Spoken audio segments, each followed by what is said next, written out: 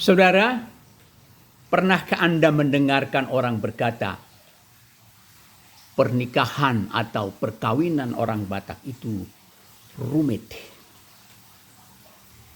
Betulkah demikian?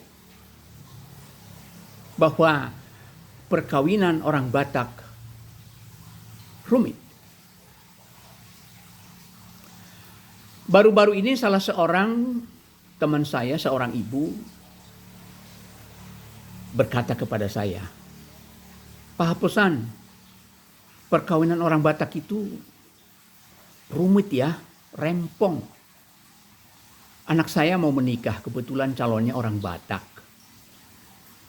Konon harus dilakukan secara adat Batak pula.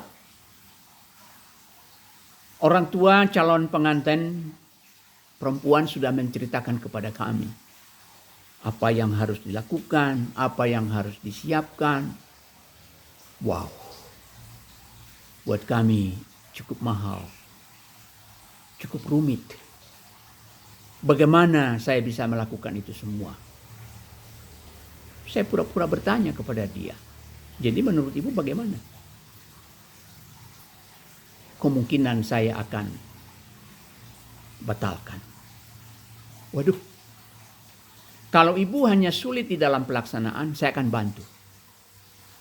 Tapi tentu dalam hal materi yang lain kita bicarakan dengan pihak pengantin perempuan.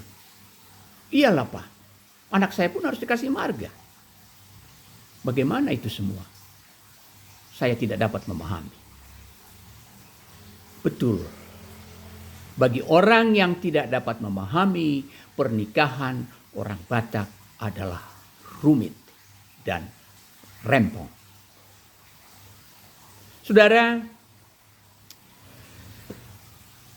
pernikahan orang Batak atau perkawinan orang Batak juga dilandaskan oleh Undang-Undang Nomor 1 tahun 1974 dan perubahannya pada tahun 2019.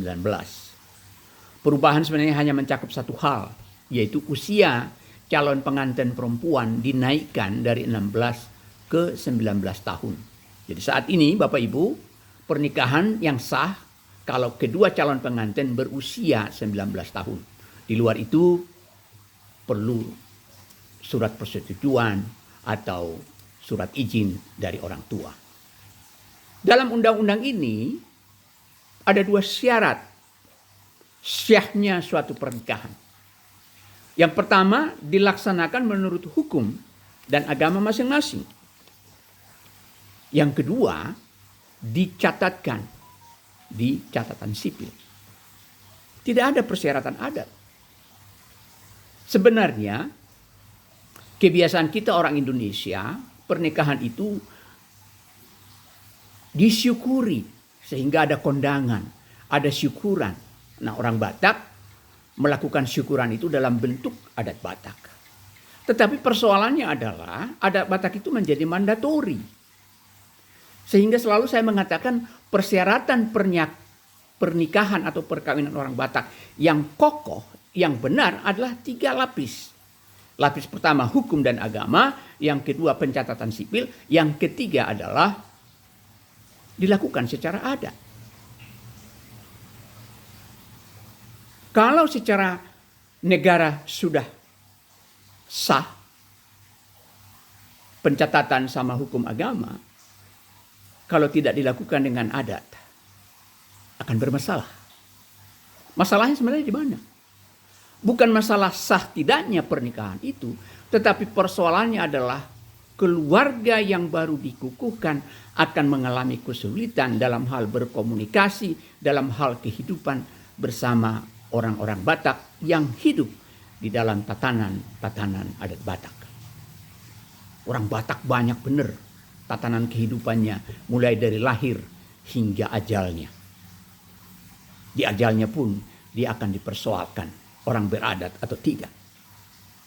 Jadi adat Batak itu adalah piranti keperluan seseorang untuk menjalankan kehidupannya di tatanan sosial orang Batak. Salah satu contoh kalau seorang laki dan perempuan menikah, tidak melakukan adat Batak, pada saatnya nanti mereka mempunyai anak dan perempuan sudah dewasa, sudah melakukan pernikahan atau perkawinan, mereka akan kesulitan melakukan pernikahan anaknya dalam adat Batak. Bahkan tidak boleh. Mereka harus memberikan hak wali kepada orang lain untuk menjalankan itu atas nama mereka. Dan itu menyakitkan. Rata-rata orang Batak tidak bersedia. Mungkin ada solusi lain bahwa orang tuanya akan buru-buru melakukan pernikahan adat. Ya, itu bisa. Jadi Bapak Ibu sekalian, perkawinan campur pun sekarang sebenarnya sudah semakin mudah dilakukan dalam tatanan adat orang Batak. Jadi biasanya kalau dilakukan komunikasi, dilakukan keterbukaan, pembicaraan dan diskusi, ketika lapis pernikahan orang Batak ini dapat diselesaikan dengan baik. Jangan khawatir. Jadi kalau Bapak Ibu mempunyai persoalan dengan pelaksanaan adat-adat Batak, silakan hubungi kami di Messengers. Kita akan bisa diskusikan lebih jauh.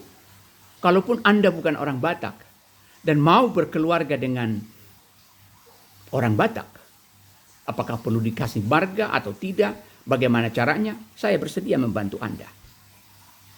Kita akan memberikan semua hal ini untuk menolong Anda. Karena kita ingin Anda pun bahagia, Anda pun bersuka cita, tidak terbeban dengan pelaksanaan adat Batak. Adat Batak itu pada hakikatnya adalah kebersamaan, fleksibilitas, berbicara, dan mencapai kesepakatan.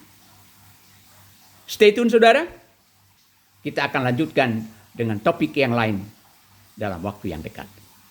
Terima kasih untuk kehadiran dan perhatiannya.